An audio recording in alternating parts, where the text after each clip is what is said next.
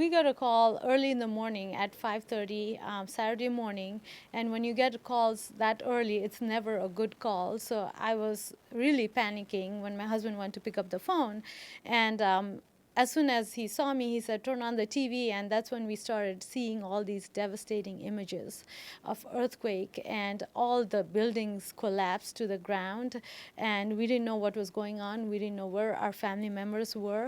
I have a lot of family members back home in Kathmandu where the earthquake actually hit. So the epicenter was not in Kathmandu, but the capital of Nepal, which is Kathmandu, is pretty badly hit.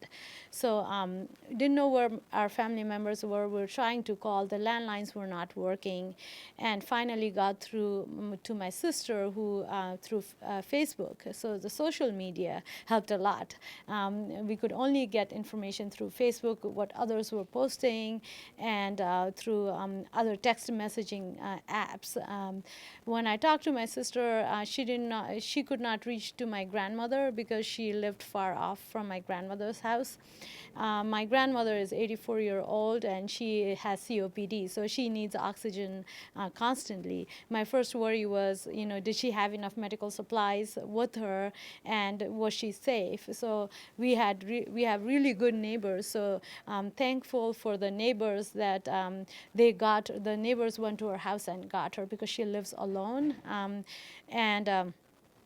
After we found out, we've been like after the first images of the earthquake, that's all we've been talking about, and we're very desperate that now we're back here, how we can help those victims in Nepal. We're still experiencing many aftershocks. The last one was even 6.7 Richter scale, which is a big one in itself, if the last one hadn't been bigger, which was 7.9. A lot of the peoples are camping out in streets because they're afraid to get inside their house, because as soon as you step in, you feel the building shaking. And a lot of people that I've talked to have said that it's like walking on jello. Yeah, so, they haven't been able to go inside their homes to cook, to do anything like that. They've been just putting up tents in their backyards. A lot of people are just trying to find some open area to put up tents and just stay that way. And obviously, the rescue workers also have to work in the dark because the power lines are down. There's no electricity. And they're just using their bare hands to pick up rubble and trying to pull out people. Initially, there weren't any international rescue organizations in Kathmandu. Now slowly that has started to come in.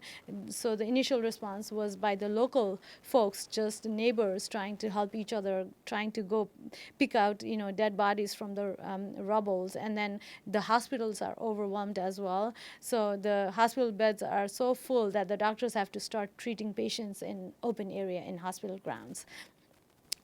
Some of my family members are physicians here in the United States, and they've talked to their counterparts back in Nepal, and they've said there's shortage of blood, shortage of oxygen, a lot of medical supplies. So help is needed for food, clean water, medical supplies.